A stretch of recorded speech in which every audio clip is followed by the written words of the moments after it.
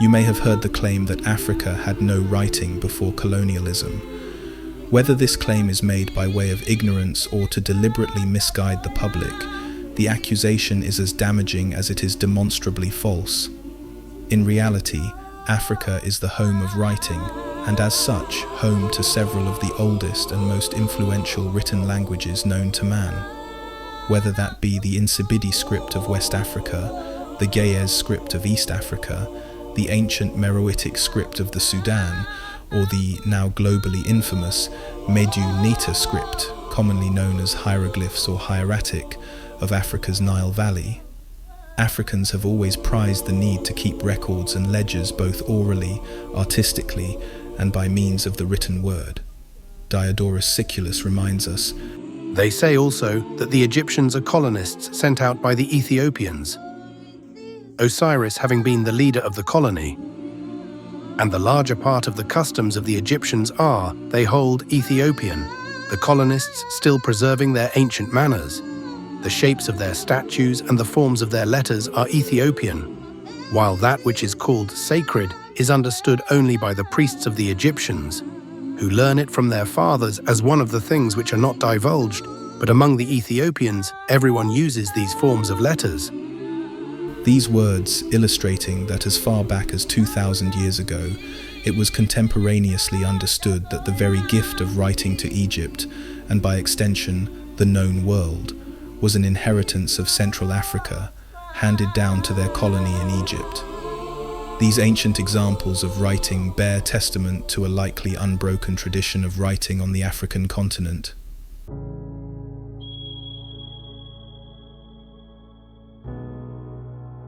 More recent examples of the excellent literary capabilities of Central Africa are found across the Sahel, where medieval African megacities played home to the largest libraries and universities for nearly half a millennia.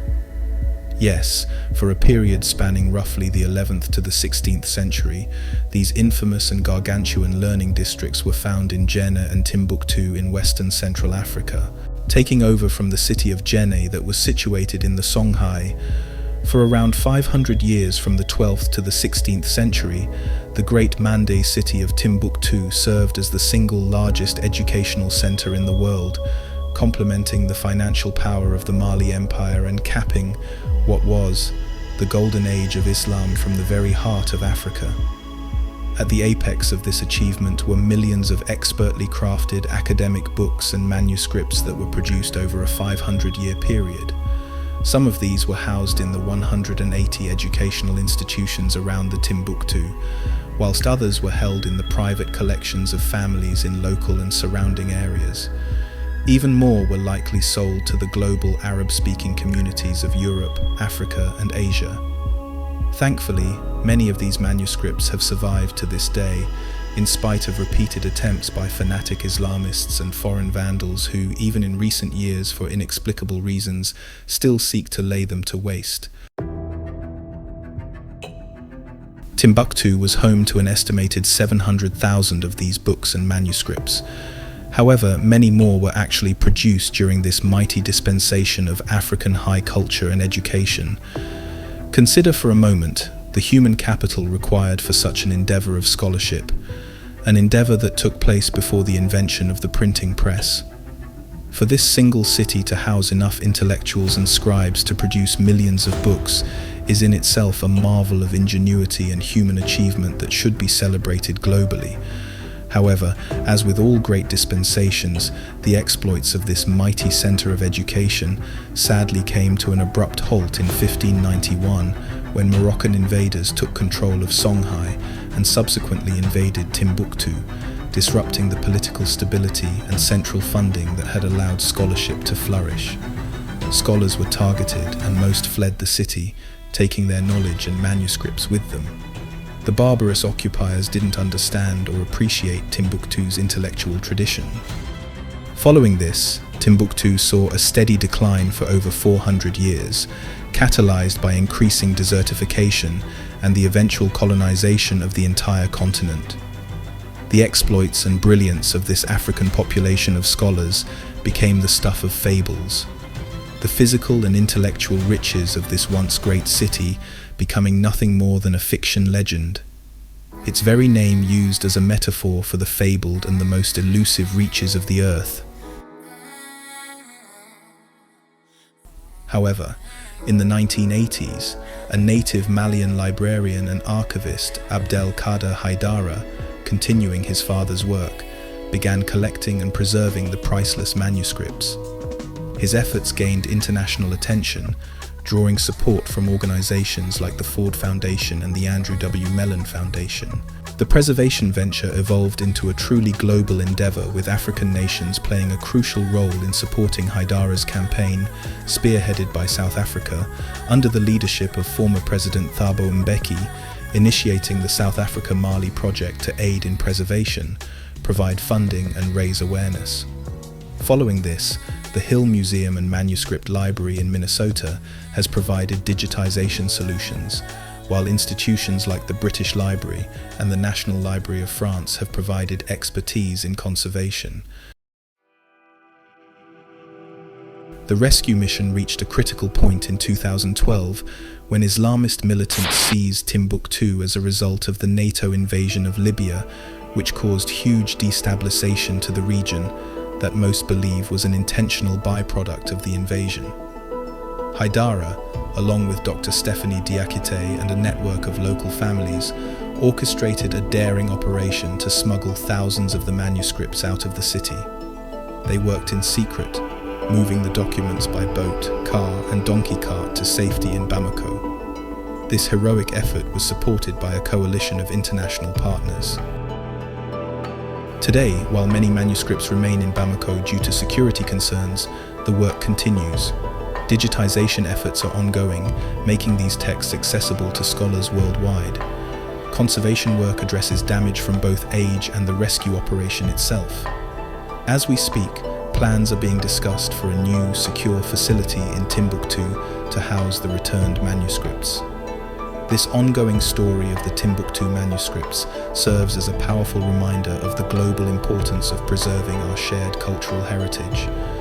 In many ways, it's a miracle that in spite of so many attempts at destroying this great African heritage, these manuscripts continue to live on.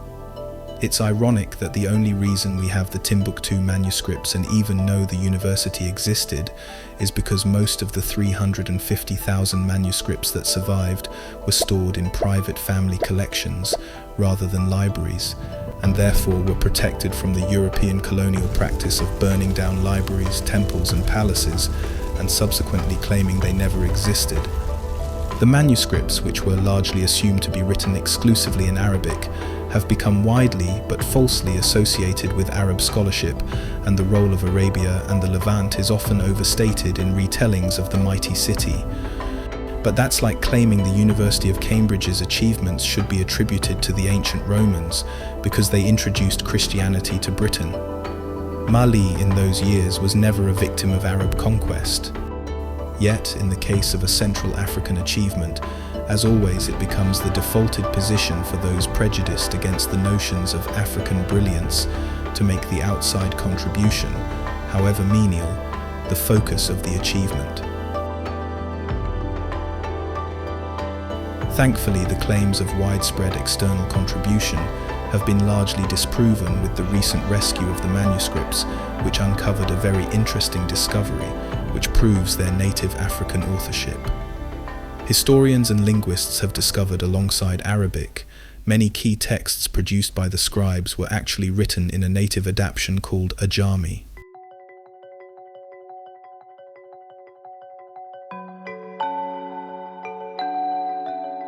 Ajami was a localized modification that utilized the Arabic script to produce manuscripts in a multitude of local African languages found throughout Central Africa and the Sahel region. These included languages such as Soninka, Bambara, Hausa, Fulani, and Tamashek. Ajami required the inclusion of additional characters for sounds not vocalized in standardized Arabic. This reinforced the known reality that, contrary to modern tropes that fabricate African perpetual servitude, the Manda Kingdom, commonly known as the Kingdom of Mali, was never conquered by or subservient to Arabs during this period. In actuality, the exceptional wealth of Mali upheld many of its Arab-speaking neighbors, as attested by the exploits of Mande emperors, Mansa Musa and Sundiata, whose penchant for sojourning and pilgrimages allowed surrounding Arab nations to flourish economically. In this economically dominant environment, Mali became a promoter of Islam throughout Africa and the known world. In reflection of this, the libraries and universities of Timbuktu were very much a product of native Central West African brilliance that, because of their relative wealth and stability, fostered a culture of learning and enlightenment they were willing to share with the Arab Islamic world, and not vice versa. From all of the remaining linguistic evidence, we can begin to paint a picture of the achievement that was the once fabled city of Timbuktu, whose gates seemed to attract only the very best and brightest scholars from Africa and the wider Islamic world. In 1509, Hassan Muhammad al-Wazan al-Zayati, from an aristocratic Islamic family in Iberia, was astonished that a quarter of Timbuktu's population of 100,000 were in fact students who travelled from all across the Islamic world to be educated by Africa's greatest intellects. This made it the largest educational institution in the world at the time, and this had been the case for some 300 years since it was established in the 12th century. A popular Sudanese proverb of the time boldly declared that salt comes from the north, gold from the south, silver from the land of white men, but the word of God and the treasures of wisdom come from Timbuktu. The diversity of languages, Arabic, Songhai, Tamashek, Bambara, in these manuscripts was unique for its time, with no other education centers serving this many languages simultaneously. The Mande people in Mali were world-renowned for their exceeding scholastic brilliance and helped to catalyze Islamic sciences through rigorous academic standards that were clearly present in their institutions. According to Tariq al-Fatash's History of Timbuktu, the city's reputation for scholarship was so great that, when a famed Tunisian professor arrived in town to become a lecturer at Sankore, he realized he didn't qualify and retreated for 14 years to increase his studies in Fez before returning. Indeed, these Africans were renowned for such a high level of academic and scholastic capability that the educational institutions outside of Africa rarely produced academicians that were up to par. In the words of Louis Brenner, West African Muslim intellectuals have shaped the production, dissemination and content of Islamic knowledge in relation to the socio-political contexts in which they lived. According to Thornton, politically speaking, Mali had the same system of governance as other African kingdoms, with local kings serving as sovereigns in their own rights, even though existing within a centralized state and kingship, according to Portuguese travelers of the 15th and 16th century. So in many ways, the role of Islam is somewhat overstated in our evaluation of education in Timbuktu. Joshua Hammer writes that the Islam that took root in Timbuktu was never very strict. Leo Africanus wrote that many residents spend a great part of the night singing and dancing through all the streets of the city. Most of Timbuktu's residents didn't observe the Ramadan fast, consumed alcohol and restricted their observation of Islam to circumcision, which has its roots in West Africa anyway. Whilst they did observe the tradition of going to the mosque for Friday prayers, it was clear that the general population seemed to uphold their localized culture alongside Islam and remained receptive to secular ideas. Timbuktu's manuscripts were famed for their aesthetic beauty as much as their subject matter. Scribes utilized a uniquely African calligraphic approach using thick brush strokes, known as Hausa, as well as a Kufic approach from Persia and a Maghrebi approach using bowl-shaped characters. Calligraphers wrote with pens fashioned from bird quills or shrubs. They also employed a uniquely colorful approach to their manuscripts, which seems to be reflected in West African textiles to this day. This is coupled with the geometric designs that decorated the margins of the text, utilizing fractal patterning that is so important in the region. By the early 16th century, the market for books and manuscripts from Timbuktu became so vast, the city was sustaining paper production markets in the Moroccan city of Fez, which had 472 paper mills, and Venice, Italy, whose prized paper exports carried the Venetian insignia watermark of 3 crescents. This widespread demand for these West African texts in the Islamic world meant that even though Mali was already an economic superpower of the time, their intellectual property, found in the sale of manuscripts, provided huge financial gains for the region. Typical of the caliber of the intellectual personas produced by Timbuktu was the famous scholar Ahmed Baba al-Masufi al-Timbukti, an eccentric polymath born in Arawan. He was known for his brilliant mind and lugubrious appearance. He wore black eyeshadow and dressed in black. He was nicknamed Al-Sudani by his colleagues, a unique pearl of his time. He composed 60 books for the University of Sankor's library, featuring astronomical treatises, commentaries on the Quran, and a vast biographical dictionary of Islamic savants.